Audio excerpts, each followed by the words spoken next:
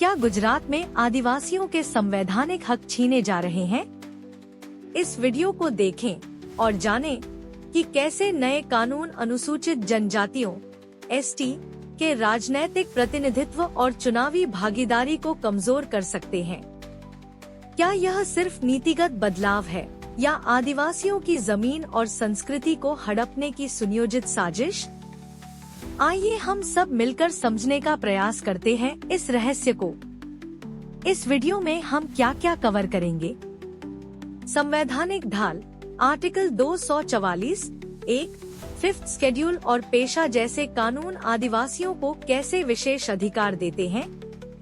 नए कानूनों का सच, गुजरात म्यूनिसिपैलिटीज रूल्स 2024 और लोकल अथॉरिटीज एक्ट 2023 कैसे आदिवासियों के हक पर चोट कर रहे हैं? गैर आदिवासियों का दखल, आदिवासी क्षेत्रों में गैर आदिवासी कैसे चुनाव लड़ सकते हैं और यह क्यों खतरनाक है?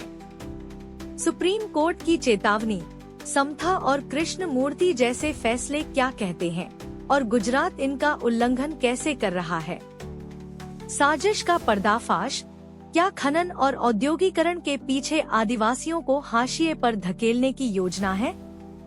आदिवासियों के लिए रास्ता, उनके हक की रक्षा के लिए क्या कदम उठाए जा सकते हैं?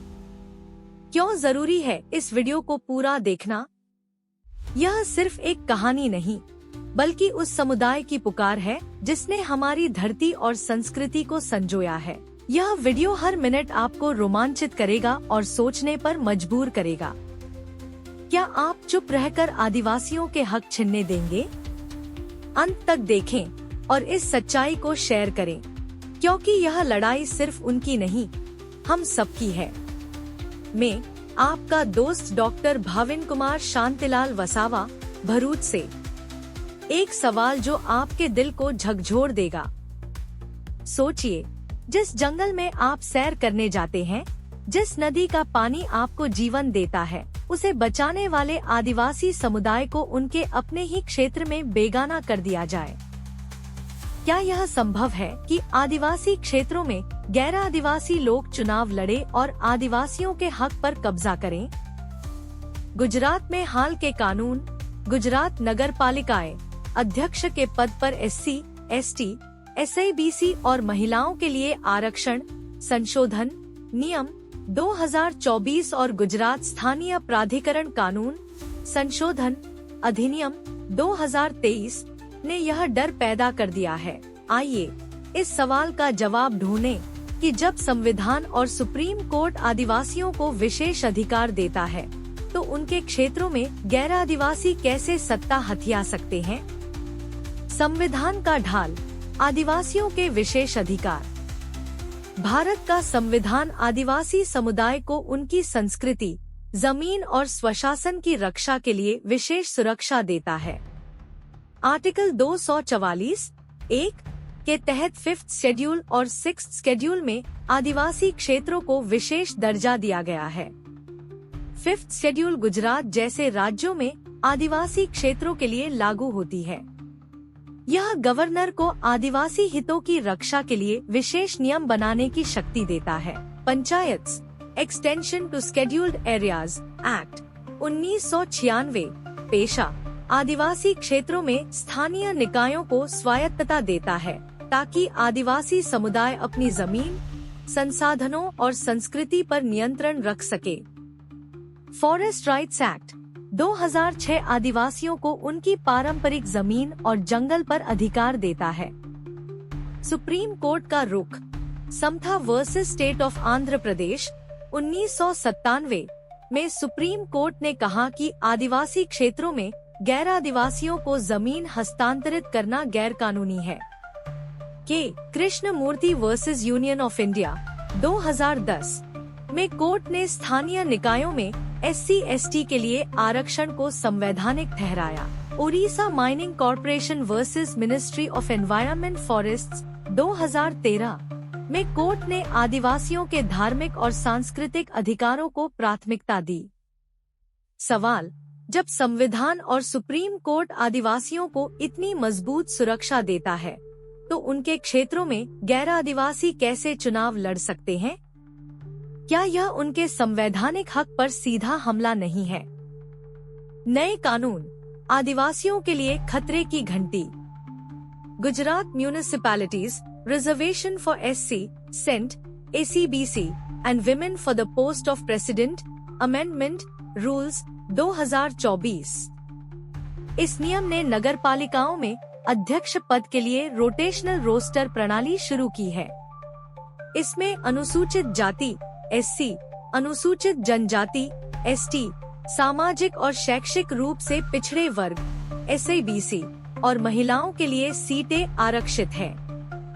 खतरा, रोटेशन प्रणाली में गैर आदिवासी उम्मीदवारों को आदिवासी बहुल क्षेत्रों में मौका मिल सकता है, जिससे आदिवासियों का प्रतिनिधित्व कमजोर होगा। Gujarat local authorities laws amendment act 2023 इसने SABC के लिए आरक्षण को 10% से बढ़ाकर 27% कर दिया है। कुल आरक्षण को 50% की संवैधानिक सीमा में रखा गया है। चिंता, SABC आरक्षण बढ़ने से आदिवासी बहुल क्षेत्रों में गैर आदिवासी उम्मीदवारों को प्राथमिकता मिल सकती है। हैरान करने वाला सच, अगर गैर आदिवासी लोग आदिवासी क्षेत्रों में सत्ता हासिल कर लेते हैं, तो आदिवासियों की जमीन, जंगल और संस्कृति पर उनका नियंत्रण कमजोर हो सकता है। क्या यह संविधान के साथ विश्वासघात नहीं है?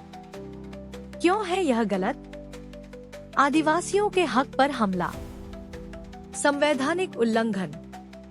आर्टिकल 243D स्थानीय निकायों में ST को उनकी जनसंख्या के अनुपात में आरक्षण देता है। अगर गैर आदिवासी लोग आदिवासी बहुल क्षेत्रों में चुनाव लड़ते हैं, तो यह 5th शेड्यूल और पेशा के प्रावधानों का उल्लंघन होगा। सुप्रीम कोर्ट की चेतावनी, Indra Sahni versus union of India 1992 में कोर्ट ने 50% आरक्षण की सीमा तय की, लेकिन यह भी कहा कि आरक्षण का लाभ सही समुदाय को मिलना चाहिए। आदिवासी क्षेत्रों में गैर आदिवासियों का दखल।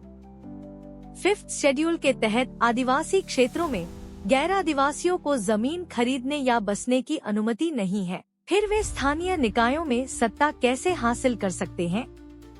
यह आदिवासियों के स्वशासन के अधिकार को कमजोर करता है। डरावना सवाल, क्या यह नीति आदिवासियों को उनकी ही जमीन पर पराया बनाने की साजिश है? रोटेशन प्रणाली का खतरा। रोटेशन रोस्टर में गलत प्रबंधन से गैर आदिवासी उम्मीदवारों को फायदा हो सकता है। अगर आदिवासी बहुल क्षेत्रों में गैर आदिवासी चुने जाते हैं, तो आदिवासियों की आवाज दब जाएगी। सामाजिक और सांस्कृतिक नुकसान।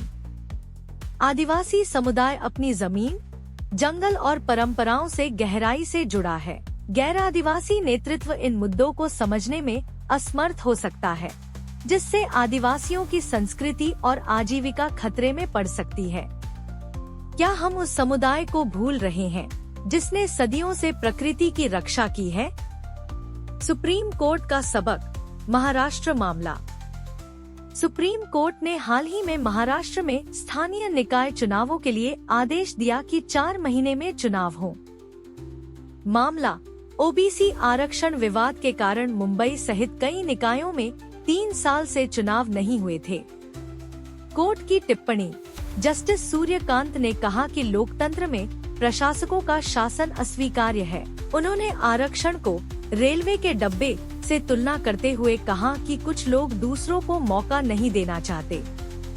गुजरात के लिए चेतावनी, अगर आदिवासी क्षेत्रों में गैर आदिवासी सत्ता हथियाते हैं, तो यह लोकतंत्र और संविधान के खिलाफ होगा। क्या यह एक साजिश है? संदेह का बीज, क्या SABC आरक्षण बढ़ाने के पीछे कुछ शक्तिशाली समूहों का दबाव है, जो आदिवासी क्षेत्रों की जमीन और संसाधनों पर कब्जा करना चाहते हैं? डरावना सच, गुजरात में आदिवासी क्षेत्रों में खनन, औद्योगिकरण और बड़े प्रोजेक्ट्स का दबाव बढ़ रहा है। अगर आदिवासियों की राजनीतिक ताकत कमजोर हुई, तो उनकी जमीन और संस्कृति खतरे में पड़ सकती है। सवाल जो आपको रातों की नींद उड़ा देगा, क्या यह सब विकास के नाम पर आदिवासियों को उनकी जड़ों से उखाड़ने की साजिश है? आदिवासियों के हक की रक्षा के लिए 5 कदम। संवैधानिक प्रावधानों का सख्त पालन। 5th शेड्यूल और पेसा के तहत आदिवासी क्षेत्रों में केवल आदिवासी उम्मीदवारों को ही चुनाव लड़ने की अनुमति हो। सेंसस 2011 के अनुसार गुजरात में एसटी की आबादी 14.8% है। उनके लिए आरक्षण उनकी जनसंख्या के अनुपात में हो। पारदर्शी रोटेशन प्रणाली। रोटेशन रोस्टर की जानकारी सार्वजनिक हो और इसका समयबद्ध तरीके से पालन हो। आदिवासी बहुल क्षेत्रों में गैर आदिवासियों को चुनाव लड़ने से रोकने के लिए स्पष्ट नियम बने। आदिवासी महिलाओं का सशक्तिकरण। आदिवासी महिलाओं के लिए अलग कोटा हो ताकि सामान्य एसटी कोटे पर असर न पड़े। सुप्रीम कोर्ट का हवाला union of India versus KP Prabhakaran 1997 में महिलाओं के लिए आरक्षण को संवैधानिक माना गया। न्यायिक और प्रशासनिक निगरानी। सुप्रीम कोर्ट के समथा और के कृष्णमूर्ति फैसलों के आधार पर नए कानूनों की जांच हो। स्वतंत्र निकाय संशोधनों के प्रभाव की नियमित समीक्षा करें। Community awareness and participation. आदिवासियों को उनके अधिकारों, forest rights act, 5th schedule, पेशा के बारे में जागरूक करें। स्थानीय निकायों में उनकी सक्रिय भागीदारी को प्रोत्साहित करें। निष्कर्ष, एक भावनात्मक पुकार। ये कानून सिर्फ कागज पर लिखे शब्द नहीं है। ये उस समुदाय के भविष्य को तय करेंगे जिसने हमारी धरती, जंगल और संस्कृति को बचाया है। क्या हम चुप रहकर आदिवासियों के हक छीनने देंगे?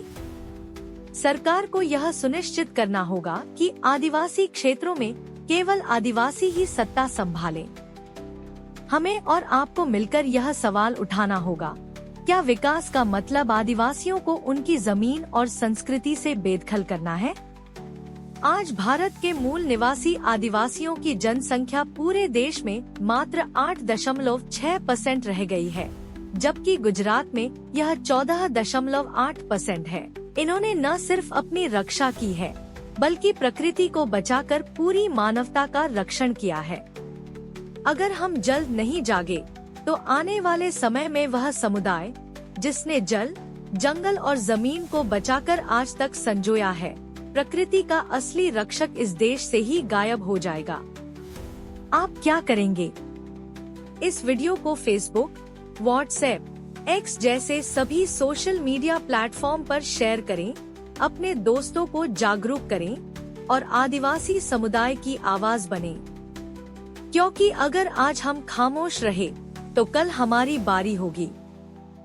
हमारे पेज को लाइक और फॉलो करें। डॉक्टर भाविन कुमार शांतिलाल वसावा, भरूच।